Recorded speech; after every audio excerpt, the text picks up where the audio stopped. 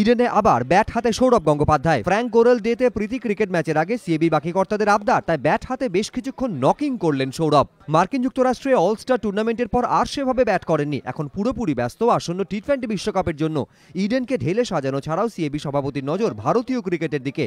ঘরের মাঠে বিশ্বকাপ, তার আগে দেশের মাটিতে শেষ টি-20 সিরিজে বিরাট কোহলিকে বিশ্রামের সিদ্ধান্ত একদম সঠিক বলে দাবি প্রাক্তন ভারত অধিনায়কের।